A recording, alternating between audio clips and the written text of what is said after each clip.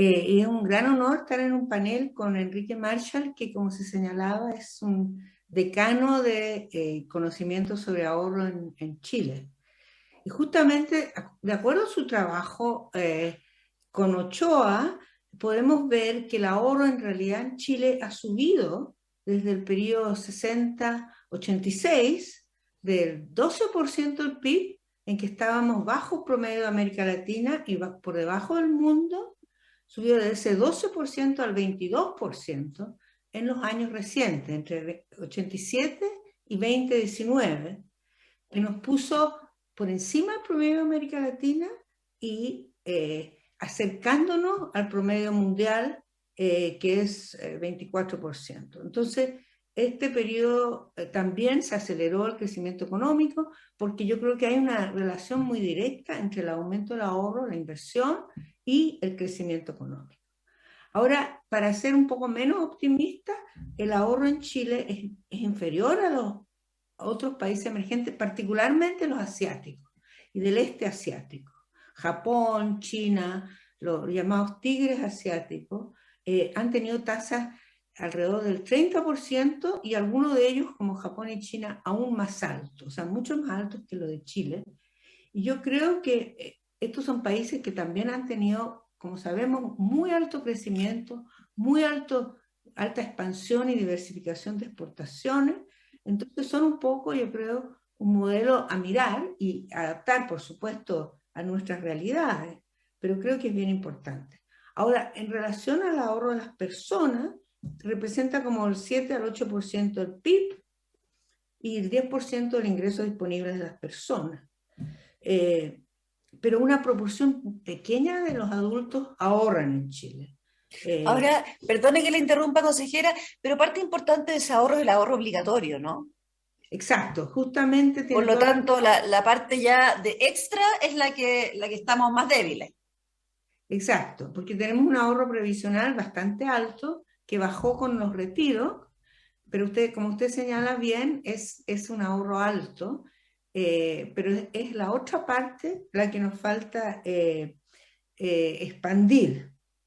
Eh, pero hay, por ejemplo, 12 millones de cuentas de ahorro, que es bueno, están principalmente en el Banco del Estado, una proporción muy alta, 95% de las cuentas, pero tenemos también estas importantes instituciones como las cajas y las cooperativas de ahorro, que yo creo que pueden jugar un rol cada vez más importante. Por eso es excelente que estén organizando este seminario. Muchas gracias, consejera. Enrique, nos gustaría, en el fondo, como autor del estudio y como una de las personas que más ha estudiado el ahorro en Chile, que nos compartieras un poco tu diagnóstico de en qué momento estamos y cómo fue para el ahorro los que ha pasado los últimos años. Bueno, me gustaría retomar lo señalado por Stephanie en el sentido de que el país experimentó un salto bien importante en materia de ahorro a fines de los 80 que se consolidó en los 90. Porque hay una marcada diferencia entre lo que se ha observado en las últimas 3 décadas con lo que tuvimos en los 50, 60 o 70 del siglo pasado. Ahora, este salto ha sido analizado por los estudiosos y algunos han llegado a hablar de un cierto milagro, porque la tasa de ahorro subió más de 10 puntos. Probablemente ese salto tiene que ver con el ambiente, el clima de la actividad económica que prevaleció a partir de fines de los 80 y particularmente a partir de los 90. El ahorro es un eslabón de una cadena donde aparece la inversión, el crecimiento, de manera tal que cuando hay un clima favorable, el ahorro florece. Y cuando la economía se desenvuelve bajo dificultades, el ahorro tiende a languidecer. Eso es una constante en todos los países del mundo. Si uno se Entonces, revisa, perdón que le interrumpa, Enrique, entonces deberíamos esperar que los años que han pasado y el que viene, por lo menos en el caso de Chile, el ahorro no sea espontáneamente, no vaya al alza. Bueno, efectivamente, el escenario actual es mucho más complejo. En los últimos años hemos experimentado un deterioro en materia de ahorro, que tiene que ver, en primer lugar, con menores tasas de crecimiento. Eso, cuando el crecimiento se deteriora, hay que recurrir a nuevas formas para paliar la falta de ingresos, y eso conduce inevitablemente a una reducción de las tasas de ahorro. En los últimos 2 años se ha agregado el problema de la inflación. La inflación es el enemigo número 1 del ahorro. Eso es así en todas partes del mundo. Entonces, altas tasas de inflación, bajo crecimiento, es difícil remontar un cuadro de ese tipo. Y por eso que aparece esta preocupación tan marcada en esta coyuntura. Es interesante observar que cada vez que ha surgido un escenario un poquito más complejo, el tema del ahorro se ha puesto sobre la mesa. En los 90, a fines de los 90, se creó una comisión del ahorro que presidió Andrés Bianchi, justamente por lo mismo, porque las cifras mostraban un deterioro. Entonces, el gobierno tomó la iniciativa con el objeto de buscar propuestas de política para incentivar el ahorro. De alguna manera fue un antecedente para las comisiones que vinieron después relacionadas más directamente con el tema previsional, pero ahí surgieron propuestas de orden previsional. Entonces, hoy día estamos en un escenario complejo. De alguna manera, es el escenario que han enfrentado casi todos los países del mundo. Este deterioro del ahorro se observa en varias economías, pero en el caso de Chile está muy concentrado el problema y el deterioro en las cuentas públicas. O sea, el ahorro del gobierno ha caído abruptamente, ubicándose en niveles negativos, y el ahorro de los hogares también ha caído abruptamente. Todavía sigue siendo negativo, pero es bien importante la observación que hacías tú, Marilí, en el sentido de que si uno le resta el ahorro previsional, que es en su inmensa mayoría obligatorio, el ahorro no previsional también se ha situado en niveles negativos. Este es el problema que tenemos en las cuentas públicas, ahorro del gobierno negativo, y en los hogares, ahorro no previsional negativo. En un contexto, como ya señalaba, de inflación y de lento crecimiento. La inflación, partamos de la base que el Banco Central va a hacer su tarea y en los próximos 2 años va a converger nuevamente al 3%, de manera tal que ese enemigo, que es el enemigo número 1 de corto plazo, va a desaparecer, pero va a permanecer el otro, el tema del lento crecimiento, y ahí hay una tarea un poquito cuesta arriba, y por tanto el tema tiene que ser abordado por las políticas públicas. En general, las políticas públicas abordan poco el tema del ahorro, se desentienden. Todo el mundo Entonces deberíamos tener un primer eje de políticas públicas y luego también otros actores que entren al sistema y que nos permitan, en el fondo, tener diferentes maneras de ahorrar. Le quería preguntar, consejera Griffith-Jones, la línea ha dicho que estuvo Enrique Marshall, en el sentido de que esto es un fenómeno relativamente global, o sea, de que hay muchos países con problemas de ahorro, y me gustaría que usted, que tiene experiencia en economías internacionales, nos cuente en la historia o el reciente, qué países han logrado desde las políticas públicas revertir un poco este fenómeno. Es una pregunta bien interesante, se la agradezco, porque la verdad es que tenemos en realidad el modelo de los países asiáticos, que desde hace mucho tiempo, incluso cuando eran bastante de niveles bajos, lograron aumentar el ahorro en forma significativa.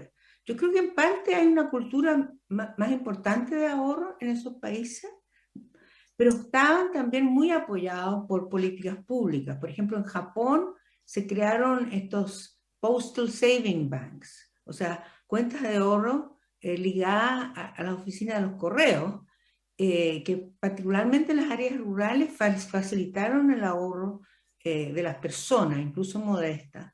Y en países como Singapur, pero también otros, se crearon los llamados Provident Funds, que en cierta manera es una especie de ahorro semiforzoso de los trabajadores que tenían que contribuir para sus futuras pensiones.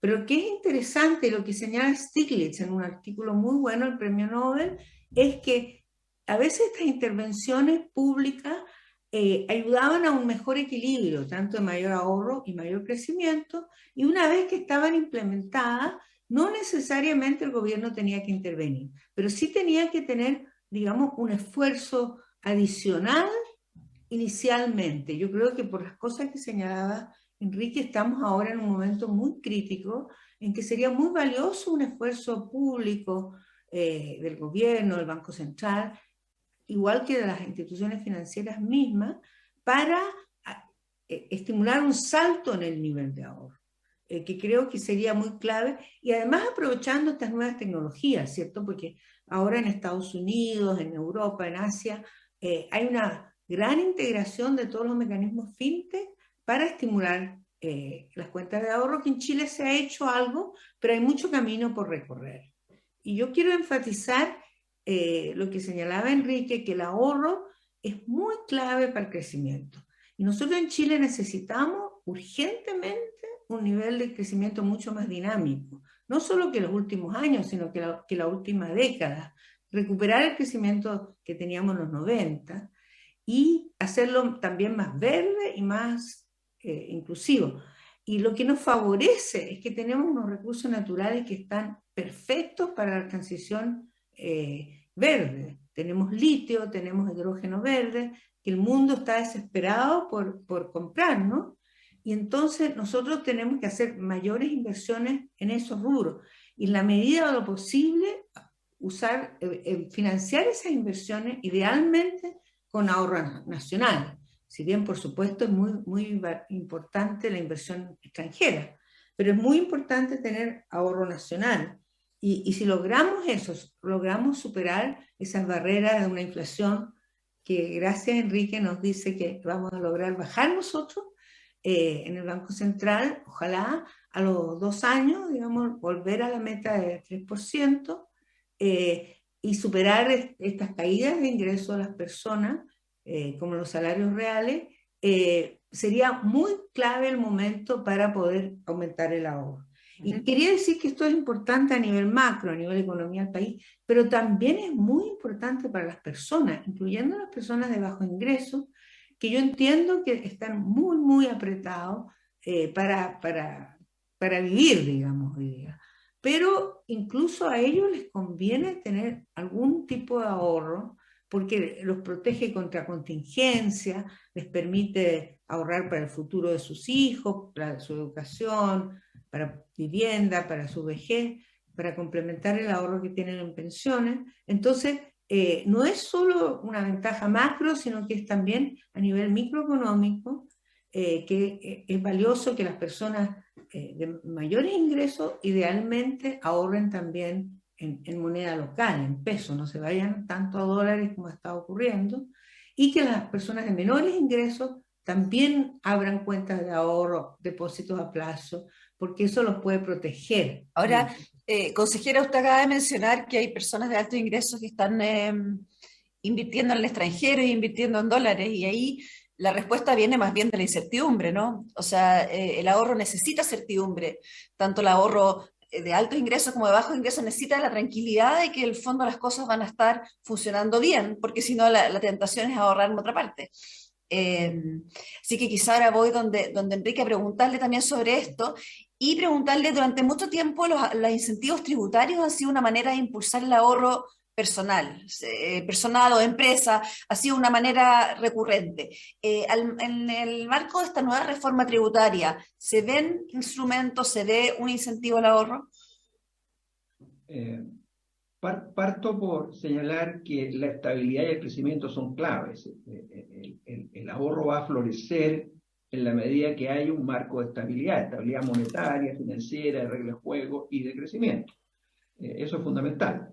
Ahora, respecto a los incentivos de los efectos tributarios, evidentemente que impuestos más altos pueden afectar a la inversión y al ahorro, eso no cabe ninguna duda que ello es así. Ahora, yendo a la experiencia comparada aporta ciertas luces.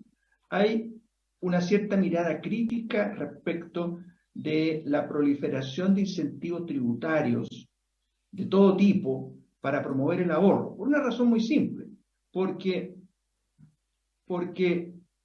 usted puede conseguir que aumente un tanto marginalmente el ahorro de los hogares, pero a costa de un deterioro de las cuentas públicas. Y en el consolidado, no necesariamente, en el agregado, no necesariamente usted obtiene un mayor ahorro nacional.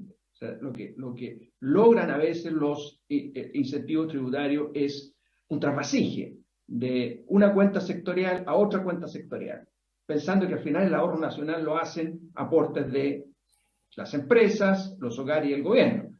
Y algunas políticas lo que hacen es mover los flujos de un sector a otro sin mover la aguja nacional, ¿cierto? Y eso es bien importante. Ahora, con todo, en lo que se refiere a los incentivos tributarios, la experiencia comparada tiende a privilegiar todo aquello que se relaciona con dos objetivos fundamentales, que son los más apreciados por los hogares y las familias, que son la casa propia, la vivienda propia y las pensiones. Por tanto, los incentivos tributarios deberían estar focalizados en esos dos objetivos: acceso a una vivienda y mejoramiento de las pensiones. De alguna manera nosotros lo hemos hecho y tenemos algunos incentivos. Ahora, los diseños son muy importantes. Hay diseños que favorecen a los sectores de ingresos medio altos y altos, y hay diseños que tienden a favorecer más a los sectores de ingresos bajos. Déjeme dar un solo ejemplo. Hace algunos años atrás se promovió lo que se llamó el ahorro previsional voluntario, que tuvo... Las cuentas APB, las cuentas 2. El APB. El APB tiene dos letras que no siempre se entienden o no siempre se conocen bien. La letra A y la letra B. La letra A tiene un diseño muy bueno porque apunta a sectores medios, medios bajos y bajos de la población, porque lo que hace es otorgar un premio del 15% al ahorro que se constituye. Y déjeme decirle una cosa, ese ahorro, quizás el monto no ha sido espectacular, pero la cantidad de personas que está haciendo uso del APB letra A es muy grande, es muy grande. Y ha habido instituciones como Banco Estado que han sido líderes en la promoción de ese instrumento. O sea, ahí hay claramente un ejemplo de instrumento bien diseñado, pensado en la inmensa mayoría, pensado en el ahorro social, ¿cierto? Que es el título de este conversatorio, ahorro social, orientado a segmentos medios, medios bajos y bajos en materia de ingresos. Entonces, los diseños son muy importantes y el foco debe estar en pensiones y en la casa propia.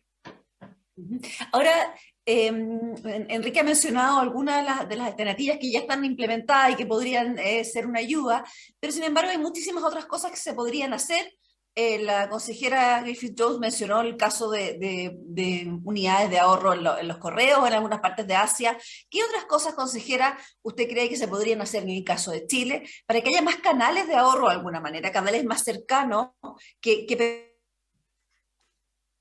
permitan a las personas? Esa es la primera pregunta. Y la segunda pregunta que me está llegando desde el público, que nos está escuchando, nos dicen, en Chile había una cultura de ahorro muy bonita asociada a las cuentas del Banco Estado, a las cuentas de ahorro. De alguna manera, el ir con los papás a hacer el primer pago, había una cultura muy fuerte en eso. ¿Cómo se puede recuperar ese encantamiento del ahorro desde niños o del ahorro temprano? Quería partir ratificando lo que usted dijo antes, Marily, si me permite, la importancia del equilibrio macroeconómico para y bajar la inflación, sobre todo, para lograr incentivar más el ahorro. Yo creo que eso es sumamente importante y en el Banco Central estamos abocados plenamente a esa tarea y también hay mucho apoyo del gobierno porque el déficit fiscal ha tenido una reducción muy dramática durante este año. Así que creo que estamos yendo en la dirección correcta, aunque la labor es difícil en parte por el exceso de demanda agregada que hubo el año pasado y también por los shocks internacionales que nos vienen en los precios importados de los cereales, del petróleo. Ahora, sus preguntas son bien relevantes, la del público. Creo que quería destacar primero lo que ha hecho recién el Banco Central, porque en junio de este año sacó una directiva nueva que tiende a facilitar el desarrollo de cuentas de ahorro. Por ejemplo, permite el desarrollo de cuentas de ahorro 100% digitales, en que la persona puede abrir, manejar y recibir online toda la información necesaria, incluyendo los estados de cuenta, sin tener que físicamente ir al banco. Esto es muy atractivo particularmente para la gente más joven que, digamos, vive online, como usted sabe. También se han revisado las líneas y los plazos y los límites que tienen las cuentas. O sea, las personas pueden hacer retiro de sus cuentas de ahorro sin perder los intereses. Creo que eso es bien importante porque eso les permite combinar esto con hacer algunos pagos desde su cuenta de ahorro sin perder los intereses como era antes. Y En tercer eso, lugar, perdón, no perdón, necesita... consejera, tengo una pregunta con respecto a eso. Ahora, eso sería complejo para los organismos privados que en crédito, porque parte del, digamos, del incentivo para ellos de tener estas cuentas es que cuentan con estos capitales por cierto tiempo, digamos. Sí, eso es verdad, tiene un buen punto ahí, pero lo que pasa es que yo creo que hay estimaciones que muestran que los retiros no crearían problemas para los bancos, porque serían relativamente acotados, pero creo que es un excelente punto. Por ejemplo, también se elimina el requisito de depósitos previos, que también hay que manejarlo con cuidado, por lo que usted bien señala. Y además se agrega transparencia para que las personas sepan lo que está pasando con su tasa de interés y de reajuste. Y yo creo que eso es un paso importante que podría facilitar mayor competencia dentro del sistema bancario. Pero el segundo punto también es bien interesante, las cuentas del Banco del Estado, porque como señalaba, 95% de las cuentas de ahorro están hoy día en el Banco del Estado. Y entonces yo creo que habría que hacer un llamado a que los otros bancos comerciales también innoven y traten de estimular el ahorro de las personas. Lo que es muy interesante es que el Banco del Estado recientemente introdujo una cuenta de ahorro que paga UF más 0,5%. O sea, protege, lo que es clave en este momento, a las personas del peligro de que su ahorro se vaya por el riesgo de inflación. O sea, al darle la UF más 0,5%, está protegiendo el ahorro en términos reales. Y creo que hay algunos bancos que están comenzando a incursionar en ese camino. Yo creo que eso es una cosa concreta que podrían hacer los bancos comerciales y también las cajas, tratar de por lo menos, si no pueden ofrecer UF más 0,5% o UF misma, que sería el ideal, ofrecer tasa de interés más alta para atraer, digamos, a mayores ahorrantes, dado que la tasa de política monetaria hoy día está en casi 10% y de que tienen fuentes de financiamiento a veces más baratas, mucho más baratas que eso los bancos comerciales. Sería muy atractivo que pudieran ellos subir las tasas de interés que ofrecen a los depositantes, porque eso sería, creo, el mejor incentivo que podrían dar. Y tal vez el Banco del Estado, con toda la experiencia que tiene, porque antes eran los únicos que tenían cuentas de ahorro, podrían asistir, por ejemplo, a las cajas, a los bancos comerciales, a desarrollar estos instrumentos que han sido tan exitosos en el caso de ellos. Muchas gracias, consejera. Enrique, preguntarle a usted qué tipo de herramientas de ahorro nuevas podrían haber y cómo revivir y potenciar aquellos que ya existen y que están en la cultura chilena. Claro, en el estudio que yo efectué el año pasado, hay un diagnóstico bastante lapidario respecto de la oferta de servicios de ahorro, en el sentido de que es una oferta muy poco interesante, poco atractiva, muy concentrada en muy pocas instituciones. Como señalaba Stephanie, el 90 o más por ciento de las cuentas de los saldos están en una sola institución, que es el Banco del Estado. El instrumento más utilizado por la población es la cuenta de ahorro, la misma a la cual hacía referencia el senador Coloma. O sea, han pasado 50 años y seguimos con el mismo instrumento, con muy pocos agregados la cuenta de ahorro es poco atractiva para las nuevas generaciones. El Banco del Estado hacía esfuerzos antiguamente por atraer a los niños y a los jóvenes. Mire, yo encontré entre mis cachureos esta alcancía. Esta alcancía... Ah, no le puedo creer. Es una alcancía como una caja fuerte. Es una alcancía como caja fuerte con el logo del Banco del Estado. Entonces, a los niños, cuando abrían la cuenta, como hacía alusión el senador Coloma, concurrían al Banco del Estado, le abrían una cuenta y le entregaban una alcancía. Era una forma de acercarse a los niños y a los jóvenes. Eso no existe hoy día. Estamos en otra cultura. Tenemos que buscar los mecanismos para acercar el ahorro a los niños y a los jóvenes, porque esto no lo vamos a hacer con lecciones en sala de clase. No, tenemos que acercar a los niños y a los jóvenes al ahorro. Y eso hay que hacerlo de forma más lúdica, más entretenida, más atractiva, con más colores. Digital probablemente.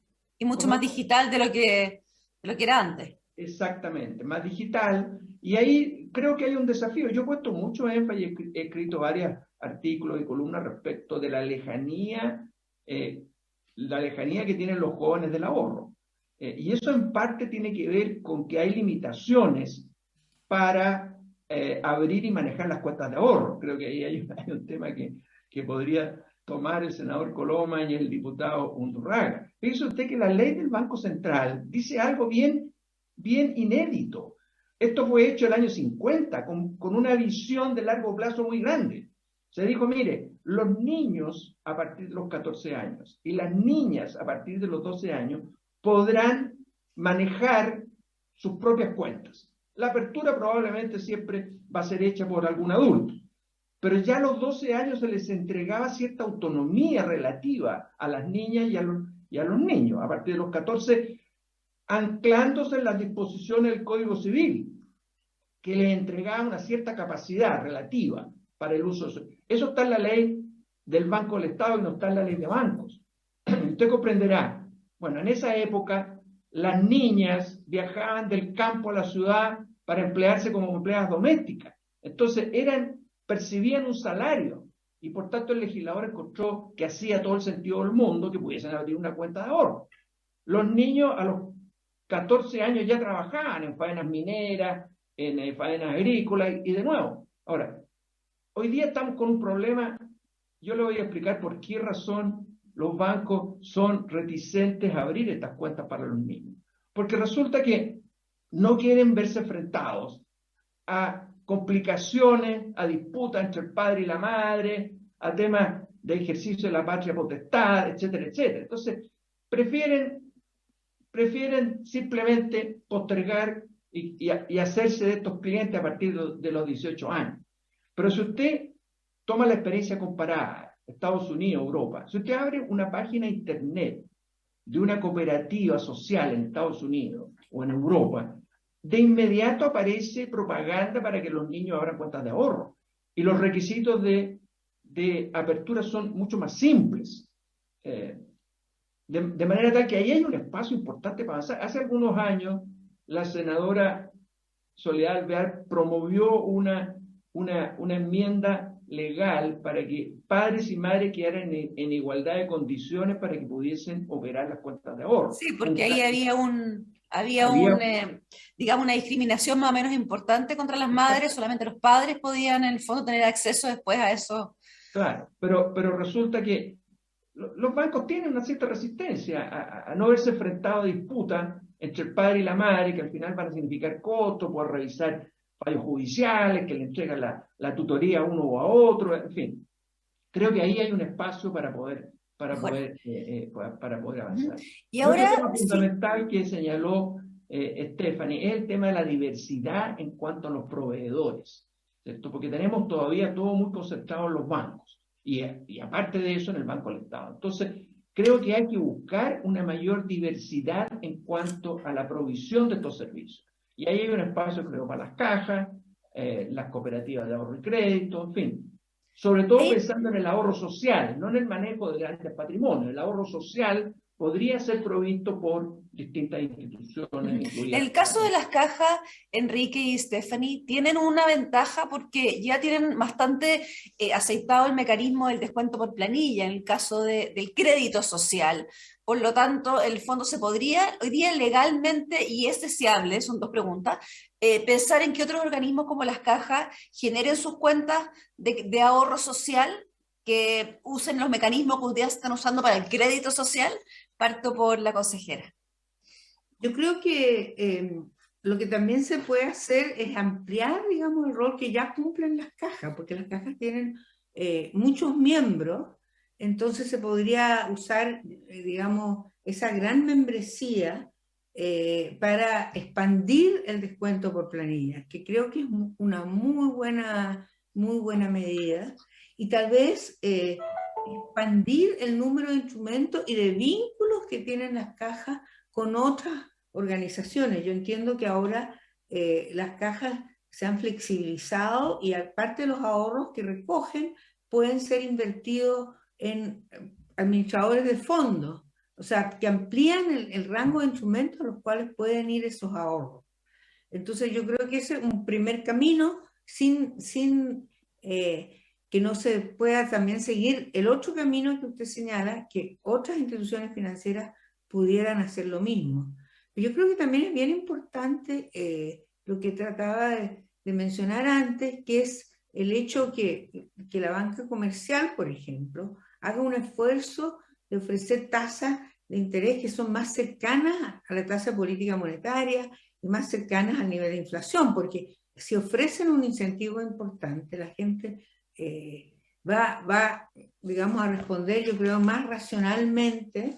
La gente de ingresos más bajos va a ver la conveniencia de ahorrar porque le va a proteger cualquier plata mejor que dejarla debajo del colchón, y las personas de ingresos mayores pueden ver que tal vez no es necesario refugiarse en cuentas en dólares, que ellos muchas veces las dejan en los mismos bancos aquí en Chile, pero que ya significan una especie de salida de la moneda que nos debilita la moneda y que nosotros necesitamos parar ese debilitamiento. Entonces, sí, yo creo que ahora, ahí, consejera, el debilitamiento probablemente tiene que ver con condiciones que exceden a los ahorrantes, ¿no? Que son más condiciones país, incertidumbres, etcétera. Yo le quiero preguntar a Enrique, si es que las cajas decidieran, por ejemplo, las cajas u otros organismos, embarcarse en la idea de un ahorro social, ¿es necesario hacer modificaciones al sistema hoy día, lo que les permite y no permite hacer la ley, o más bien tiene que ver con el diseño de un producto atractivo?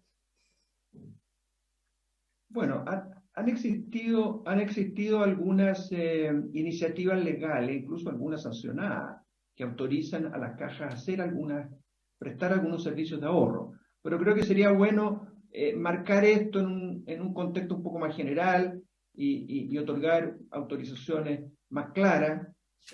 Unido a ello, tiene que haber algunas regulaciones proporcionales a los riesgos en que se está incurriendo, por cierto. No pueden ser las mismas regulaciones que afectan a los bancos en su captación de depósitos del público, porque estamos hablando, ¿cierto?, de montos más bajos, muy diversificados, descuento por planilla, etcétera, etcétera. O sea, yo creo que sería bueno abordar este tema de forma un poquito más sistemática, que no quede como una iniciativa un poquito parcial, acotada, la ley habla de ahorro para la vivienda, cuentas de ahorro para la vivienda que podrían abrir las cajas. Creo que es bueno que el tema se aborde sistemáticamente.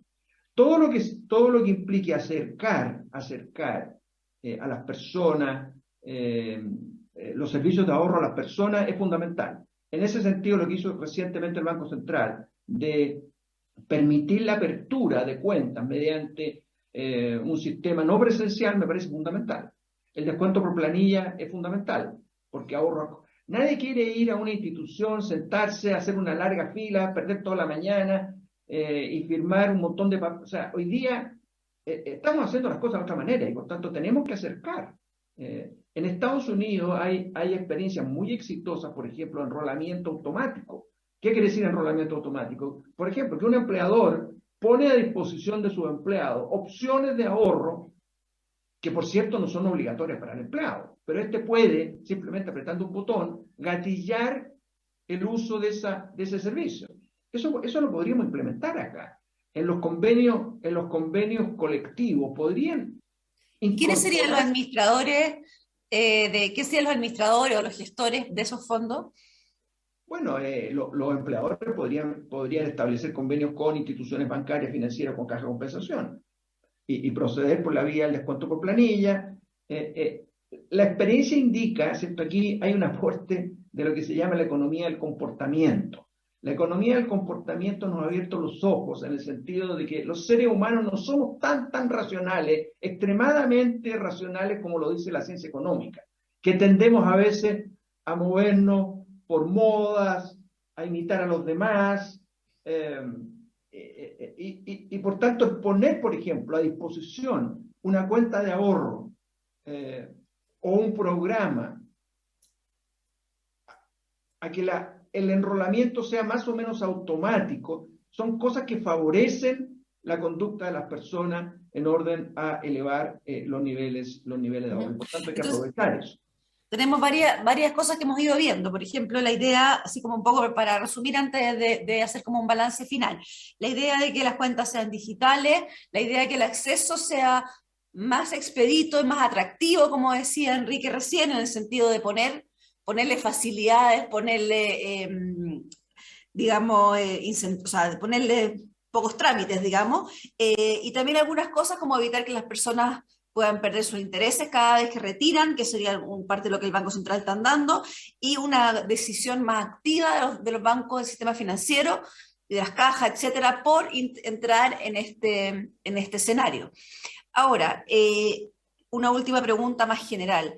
¿El ahorro, si uno lo viera bien conceptualmente, significa diferir consumo, significa de alguna manera dejar de tener la satisfacción del momento?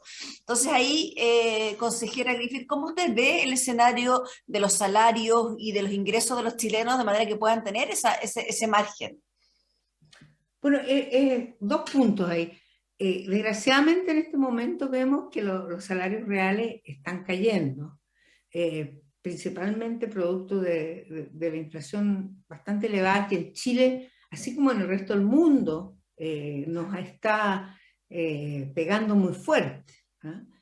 Pero esperamos que en la medida en que la inflación baje, esto se empiece a recuperar. O sea, hemos tenido una caída relativamente importante de los salarios reales, hay un poquito de compensación con el bono de invierno, pero de igual manera, incluyendo eso, los salarios reales están cayendo. Entonces, eso es un momento difícil. Pero yo creo que también está, digamos, un poco la cosa cultural, porque yo creo que hoy día en Chile y en muchas partes del mundo, particularmente yo diría Estados Unidos, América Latina, hay una valoración muy alta del consumo. O sea, la gente, como que muchas veces a mí, cuando he venido de visita a Chile, en vez de llevarme a un paseo, me han llevado a un shopping mall, ¿ah? Y me han dicho que esto es la última maravilla. Pero yo creo que tal vez deberíamos valorar más el ahorro. O sea, tal vez en vez de estar mostrando un shopping mall, deberíamos estar mostrando un banco o una pequeña caja fuerte como la que nos mostró Enrique para niños, y mostrar cómo eso es valioso para la persona y para el país. Entonces yo creo que si podemos lograr ese cambio de cultura, que es a través de la acción pública, pero también la acción privada, también la acción de los medios, y en ese sentido es excelente que usted esté dirigiendo esta sesión, porque yo creo que si ensalzamos el valor del ahorro, como lo tienen estos países asiáticos, países como Japón, que se enorgullece la gente, no cuenta el último auto que se compró, sino que cuenta lo más que está ahorrando para la educación de los hijos, por ejemplo.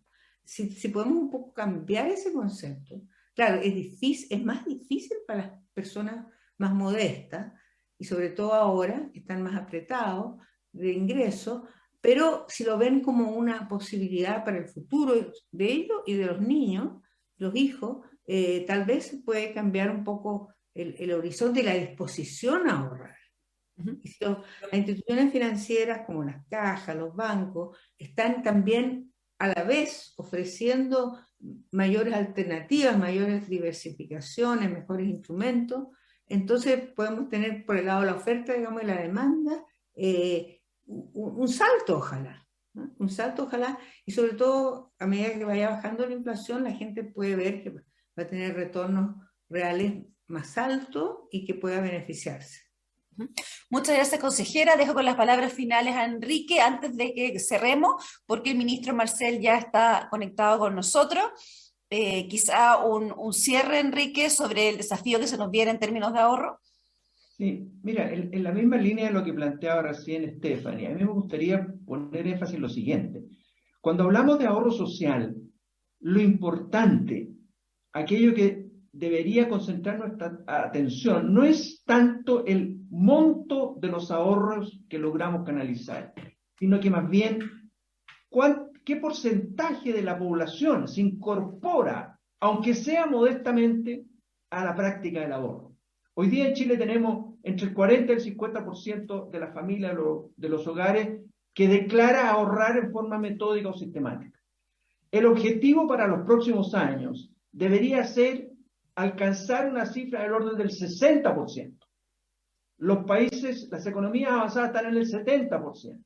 Ese debería ser el gran objetivo, más que los montos. Los montos van a llegar, tarde o temprano van a llegar, pero lo que deberíamos perseguir en el corto plazo es que más y más familias se incorporen, aunque sea mediante abonos modestos, a la práctica del ahorro, que tiene un montón de beneficios para ellas y para el país en su conjunto.